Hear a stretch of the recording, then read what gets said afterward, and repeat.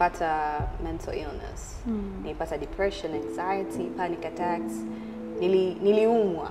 Hatujawahi kuchukulia kwamba mtu anaweza akatukana akawa bullied kwenye level ambayo labda akatoa uhai wake. Katika maisha ya hivi karibuni, mitandao ya kijamii imekuwa sehemu muhimu ya maisha yetu ya kila siku, ikituunganisha na marafiki, familia na jamii inayotuzunguka.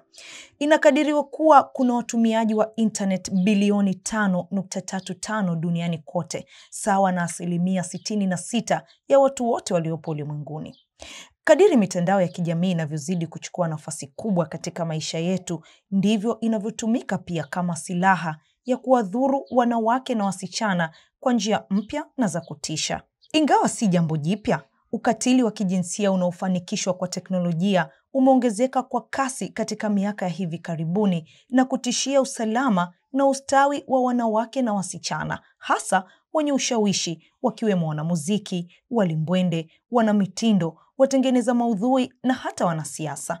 Ripoti ya hali ya ukatili wa kijinsia wa mtandaoni nchini Tanzania iliyotolewa na shirika la Tech and Media Convergence TMC mwaka 2022 inaeleza kuwa mtandao wa Instagram unaongoza kwa 43.3% ya ukatili wa kijinsia uliopitiliza kwa watu mashuhuri, wakiwemo wanawake, ikifuatiwa na Facebook 33.3% na X zamani Twitter kwa 23.3%. Ripoti hiyo inaeleza zaidi kuwa watu mashuhuri wanapitia ukatili zaidi Instagram kwa sababu ndio mtandao wanaotumia zaidi kukutana na wafuasi wao. Wanawake hawa, licha ya kuwa kioo cha jamii, ni miongoni mwa makundi yanayokumbwa na ukatili wa kijinsia mtandaoni, na hivyo kutishia afya yao ya akili na kudidimiza ndoto zao. Rosie! Isn't she a beauty? Rose Manfere, mlimbwende wa Tanzania mwaka 2020, ni miongoni mwao, ambapo mwaka 2021 alijikuta katika msongo mkubwa wa mawazo kutokana na mashambulizi na lugha zisizofaa walizokuwa wanazitoa wafuasi wake, hasa wa Instagram, baada ya kuzuiwa kuiwakilisha Tanzania katika mashindano ya Miss World yaliyofanyika Disemba mwaka huo. Unapost hata picha tu umekaa unakunywa juice, lakini watu wanakuja wanakukumbusha sasa, vipi, kwa nini hiki, kwa nini kile, lakini haikuwa zaidi kunididimiza, ilikuwa kwa sababu watu walikuwa wanataka kujua kinachoendelea. Nini kilitokea, Rose? Imepita miaka mingi, 5 sasa, kuanzia 2020. Sikumbuki vizuri kusema kweli, lakini kulitokea changamoto baada ya kuwa crowned kwa Miss Tanzania, na ikapelekea mimi kutokwenda Miss World. Na kubwa zaidi ilikuwa likizungumzwa ni kutokana na kwamba kuna vitu vya kimkataba, kwamba umebleach mkataba na vitu kama hivyo, yani umeenda kinyume na mkataba. Lakini ilikuwa ni topic nzito sana, kwa sababu unajua tasnia hizi ziko chini ya serikali, ambapo pia kwenye upande wetu sisi BASATA tunaingia pale. Kwa hiyo BASATA ilihusika kwa upande mkubwa sana kwenye kujua nini kinaendelea. Kwa pale kulitokea mtafaruku mkubwa sana baina ya BASATA na organization, kwamba mrembo huyu tunavyoona anatakiwa samehewe aende Miss World. Miss Tanzania organization nasema kwamba hapana, hawezi kwenda, tunataka kumpeleka mtu mwingine. Kwa hiyo kulikuwa kuna mtafaruku mwingi hapo sana. Kupelekea sasa watu kutaka kujua kinachoendelea, na mtandao ukaanza kuongea. Kutokana na umaarufu wake, baadhi ya watumiaji wa mitandao ya kijamii walianza kumfanyia mashambulizi ya maneno yasiyo na staha, na wengine wakimtukana pasipo kujua kilichojificha nyuma ya sakata lake. Rose anasema jambo hilo lilimvuruga kiakili kiasi cha kutamani kuacha kabisa kutumia mitandao ya kijamii, kwa sababu alikuwa anaamini wafuasi wake wangemfariji kwa yale yaliyompata, lakini wakageuka kuwa maadui. Nilipata mental illness. Nilipata depression, anxiety, panic attacks. Niliumwa. Yani tukifupisha hapo, niliumwa kabisa. Sikuwa chizi, unajua ile kama nimeruka na akili, lakini niliathirika kiakili, mpaka unajua unawaza kujiua au vitu kama hivyo. Kwa hiyo iliniathiri kwa kiwango kikubwa sana. Na kipindi hicho sikuwa sana mtu wa mtandao, kwa sikuiweka sana wazi, kiasi cha kwamba nilivyokuja kurudi kila mtu anasema ulikuwa wapi? Watu hawajui kama nilikuwa na ugulia huko. Kuna kama stages ilifika stage ambayo niko naumwa kiasi cha kwamba sitaki kuona mtu. Yaani nikiwa nyumbani hata mgeni ama jirani akija siwezi kumuona. Nikimuona naweza nikapanic, nikaanguka, tukaenda hospitali, nikalazwa. Yani nilikuwa namna hiyo. Yani tuseme nilikuwa na aibu iliyopitiliza. Yani ukiniona tu najisikia kwamba unataka kuongea chochote kinachohusiana na matatizo yangu. Kwa sitaki kusikia. Rosie ni miongoni mwa wanawake maarufu Tanzania na duniani ambao wanakumbana na ukatili wa kijinsia wa mtandaoni na kuhatarisha afya ya akili na kuwanyima fursa mbalimbali za teknolojia ili kuboresha maisha yao. Poverty is getting richer, dying trying. Thamani haipo kwenye utu, watu wanataka maslahi. Mwanamuziki na mwandishi wa habari nchini Tanzania Frida Amani anasema licha ya umaarufu wake mtandaoni anafanyiwa ukatili wa kijinsia, hasa kutukanwa na kudhalilishwa kwa muonekano na kazi yake ya muziki. Kwenye akili yake sasa nikajiuliza, yani sijui kawaza kitu gani. So kile kitu kilinikera, nikatamani block ile comment kwa sababu niliona watu wengine wameshuka pale wakiwa wanaelewa wao wanavyoelewa. Lakini I realize it doesn't really matter because mimi sijawahi kwenda kucomment chochote kibaya kwa mtu. It means I have things to do. I feel like they don't. Itakuwa. Unadhani jamii ina uelewa wa kutosha kuhusiana na athari za ukatili wa kijinsia mtandaoni? Hapana. Hatujawahi kuichukulia serious mitandao mpaka sasa hivi. Faida zote ambazo mitandao inatengeneza kwenye maisha yetu sasa hivi, bado hatujatizama kwamba pia ina hasara kubwa sana ambazo tunakutana nazo. Athari yake ni kubwa ambao sisi hatuioni. Yani hatujawahi kuchukulia kwamba mtu anaweza akatukana akawa bullied kwenye level ambayo labda akatoa uhai wake. Wenzetu wa nchi za nje wameshaiona hiyo na wanajitahidi sana kuprotect. Hata hii mitandao ndio maana kuna umri unawekwa usiingie humu, kuna umri fulani kama haiko mzazi ambaye anasimamia haipaswi kupostiwa na vitu kama hivi. Lakini watu hawana hiyo na wala hawajui. Tunakutana mara ngapi na picha za watoto zimepostiwa, ukasoma comment, watu wakawa wanaongea vitu vya kijinga kwenye picha za watoto. So hiyo it tells us bado hatujui kama kuna ubaya kiwango hicho.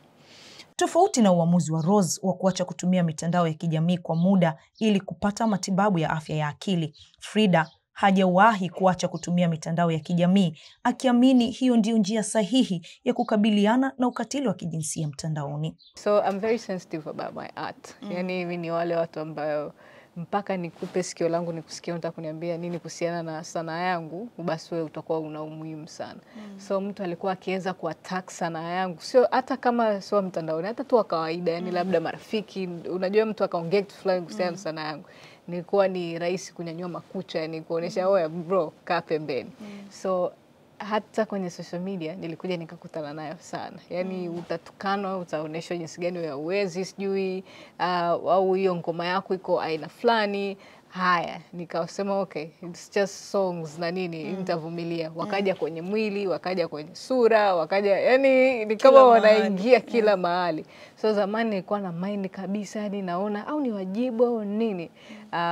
Rafiki yangu mmoja anaitwa Grayson Gideon akaniambia, sasa Frida, ukiendelea kumind watu ambao hawakujui kiundani, utawamind mpaka lini? So nikaanza kutengeneza situation ambayo mimi naamini ndio ilibadilisha mtazamo wangu. Yani ukinitukana hapa sasa hivi, naingia kwenye account yako, nikikuview ulivyo, ndio ambavyo hisia zangu zitaendelea kuchukulia serious au wewe ni wa kawaida. Nikiona ni uko tu wewe utanitukana, utaniambia nini, wewe sio chochote. So hiyo ikanisaidia, lakini bado natukana kwenye mitandao, naweza nisitukane mimi, ikatukana situation ambayo nipo. But we're getting used to it. Inakupa stress? Hainipi sasa hivi kiukweli. Mwanzo nilikuwa inanipa, lakini sasa hivi it doesn't bother me. Yani wewe utatukana hadi uzimie, mimi nitaendelea na maisha zangu because I think haunijui, hujui chochote kinachohusiana na mimi, unanitizama huko unavyonitizama, so I really don't care. Licha ya Tanzania kuwa na sheria ya makosa ya mtandao ya mwaka 2015 inayoshughulikia makosa yote ya mtandaoni ikiwemo ukatili wa kijinsia, bado vitendo hivyo dhidi ya wanawake hasa maarufu na wenye ushawishi vinazidi kushamiri. Umoja wa Mataifa unaeleza kuwa duniani kote wanawake milioni 736 sawa na takribani mwanamke mmoja kati ya watatu wamewahi kufanyiwa ukatili wa kijinsia katika maisha yao, huku kati ya 16% na 58% ya wanawake duniani wamewahi kukutana na ukatili mtandaoni. Nayo ripoti ya marudio ya athari za ukatili wa kijinsia unaowezeshwa na teknolojia kupitia macho ya waathirika ya mwaka 2024 imebaini kuwa mtandao wa X, zamani Twitter, ndio unaongoza nchini Tanzania kwa matukio ya ukatili wa kijinsia dhidi ya wanawake, ukifuatiwa na Facebook. Ripoti hiyo iliyotolewa na shirika la Tech and Media Convergence na mtandao wa uadilifu wa taarifa wa kimataifa wa taasisi ya kidemokrasia ya kitaifa NDI inaeleza zaidi kuwa ukosefu wa elimu ya usawa wa kijinsia na matumizi sahihi ya mitandao huchangia ukatili wa kijinsia kusambaa kwa kasi mtandaoni. Ripoti ya mwaka 2024 ya Katibu Mkuu wa Umoja wa Mataifa imebainisha mambo matatu yanayochangia kushamiri kwa ukatili wa kijinsia mtandaoni dhidi ya wanawake, ikiwa ni pamoja na kuongezeka kwa kasi ya matumizi ya akili bandia AI na kupanuka kwa mfumo wa maudhui yenye chuki dhidi ya wanawake unaopenya katika utamaduni wa kawaida na mtazamo hasi wa jamii kuhusu wanawake.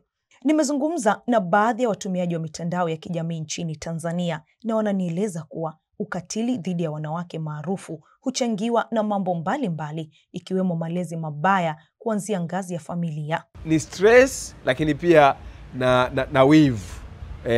Kwa maana kwamba wewe unaamini kwamba huwezi kumfikia kwa mtu alichokuwa nacho. Kwa bora tu mtukane na nini. Unaona kama siku zinaweza zikawa zinaenda na kusonga mbele. Watu wengi wana matatizo ya afya ya akili na kushindwa kujua umuhimu wa hii mitandao ya kijamii, kwa sababu ni sehemu ambayo watu wana uhuru kutoa maoni yao. Kwa huwezi kuwazuia au kuwachagulia ni maoni gani wanapaswa kuyatoa. Ukifuatilia watu wengi wanaotukana ni wale ambao wanahisi feelings zao ambazo wamezitunza kwa muda mrefu. Wengine waliumizwa kwenye mahusiano, wengine waliumizwa na maisha, wengine waliumizwa na wazazi na malezi kwa ujumla. Kwa leo anafikiri aki-express kile anachokiona kwako, anahisi ujumbe wake unakuwa umefika. Ukatili wa kijinsia mtandaoni huchangia athari hasi kwa wanawake bila kujali hali zao. Athari hizo ni pamoja na mkazo, msongo wa mawazo, kujiona hawafai na magonjwa sugu mwilini, kama anavyoeleza Dominica Goliath, mtaalamu wa kujitegemea wa saikolojia nchini Tanzania. Hapana. Yani unaweza kusema nimezoea, lakini sio kweli kwamba nimezoea, mimi sijali. Hapana. Sisi siku hizi tunachukua kila kitu. Yani mtu anasema wewe unaimba vizuri, mtu ambaye wewe hujui, nimefurahi sana kusikia hivyo. Maana yake unachukua kila kitu kutoka watu ambao labda wewe huwajui. Si ndio? Tusiseme nimezoea. Yani ni lazima tufanye kazi ndani, kwa sababu tukianza kusema nimezoea, yani hata husemi nimeumiza kabisa, hii imeniumiza. Yani kila kitu kinakaa ndani yako, si ndio? Ya nje unaonyesha uso mwingine. Mimi niko wapi kabisa. Alafu unakuja nyumbani, unaangalia simu. Yani mimi kwa kweli naimba vizuri. Mimi kwa kweli napendeza. Sidani. Ndio hii maswala yanakaa ndani yako. Alafu unaanza kusikia vibaya, na siku moja utashangaa, utajifunga. Umenielewa? Yani utakuwa down, labda utapata depression, utapata anxiety. Umenielewa? Ndio tusitukane nao, lakini tusifunge subject kama mimi sijali, kwa sababu sisi ni binadamu. Athari hizo huenda mbali zaidi, ikiwemo kuwapunguzia wanawake kasi ya kutimiza ndoto zao na kufaidika na fursa mbalimbali za majukwaa ya kidigitali. Wadau wa masuala ya teknolojia ya mawasiliano na jinsia wanapendekeza njia mbalimbali ya kuwalinda wanawake maarufu dhidi ya ukatili wa kijinsia mtandaoni, ikiwemo kuwafungia milango ama kwa jina jingine kuwa block vinara wa vitendo hivyo viovu, kama anavyoeleza hapa Frida Amani, mwanamuziki anayetamba na kibao cha Amani. Nilikuwa hata sasa hivi kuna comments ama mtu atatukana nitamblock na ninamblock ili mimi nisiendelee kukaa kwenye hiyo dunia yake. Wakati Frida akishauri kuendelea kutumia mitandao ya kijamii, mtaalamu wa saikolojia Dominika Goliati anasema wanawake maarufu wajitahidi kupotezea au kutochukulia kwa uzito maoni hasi ya wafuasi wao, huku wakiweka kipaumbele kujipenda na kujithamini. Unaweza kujibu, lakini usiingie kwenye mtukano, kwa sababu pale kuna energy. Na energy ni chini. Ukianza unakasirika kwa sababu yani lazima ukasirike, uende juu naye na vibe yake sio yako. Kwa sababu yeye ndio ana majukumu ya vibe yake. Jibu tu asante kwa komenti yako, basi nakutakia siku njema. Hapa utaona atashangaa kwa sababu anategemea wewe ukasirike. Usipokasirika ndio okay, hapa hamna mazungumzo.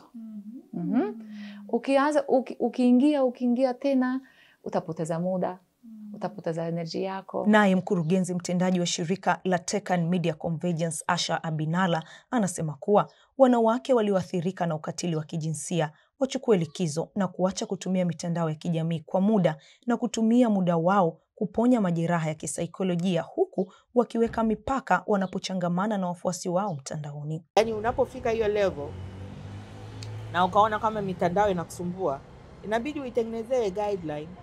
Yani kwamba kama kwa sababu tunaita digital detoxification is very important. Mtu atakapopita changamoto, weka mitandao pembeni kama bado inakusumbua. Kama ikusumbui, that's well and good. Lakini kama issues hizi zinakusumbua, kaa pembeni hata wiki moja, hata wiki mbili. Chukua time, pumzika, breathe out, umeelewa? Block out watu, usafisha timeline yako, hakisha content ambayo unaona ni sawa. Lakini kingine, you have to create a mechanism ya kuhakikisha kwamba unaweza kumpa mtu mwingine akalogin. Hakisha una vitu kama second factor authentication nini, asije akakunyang'anya account yako, labda ina followers wengi sana. Kwa hiyo tengeneza mtu ambaye ni professional atamanage. Yaani unamfuata mtu kama Imani, unamfahamu mtu yeyote ambaye anaweza kumfahamu akanimanage account. Fans zangu wanataka picha, unamwambia bwana leo post hii, lakini you don't want to know the comment, you don't want to share. I think that's the best way I would advise. Shirika la Umoja wa Mataifa la wanawake UN Women linapendekeza kuunganisha nguvu za wadau wote zikiwemo serikali kushughulikia changamoto na upatikanaji wa takwimu za ukatili dhidi ya wanawake mtandaoni na kuongeza kasi ya utoaji wa elimu ya matumizi sahihi ya majukwaa ya kidijitali kwa watu wa rika zote.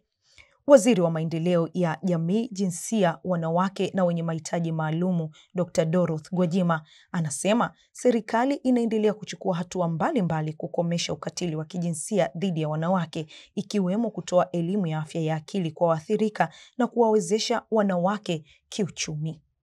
Lakini watapata semina ya afya ya akili na saikolojia kwa ujumla, kwa sababu mambo haya ya kujiimarisha kiuchumi yanahitaji pia uwe na saikolojia njema na afya njema na utulivu. Mara nyingi katika safari ya kujiimarisha kiuchumi inaikuta migogoro na ukatili wa kijinsia. Baba anaongea lake, mama anaongea lake. Majukwaa haya ya uwezeshaji wanawake kiuchumi, ndio maana tumesema na wanaume wapo. Ndio maana na sera imesema hivi, imechukuliwa na wanaume waingie kwenye mikakati ya sera. Yote haya ni kuya address au kuyaangazia yale mambo mengine ambayo hayasaundi kiuchumi sana moja kwa moja, lakini yana mfuatano na kuwezesha au kuondosha huo uchumi. Imani Henrik, Kasri la Kikeke, Crown Media. Crown Media. Hapa ni nyumbani.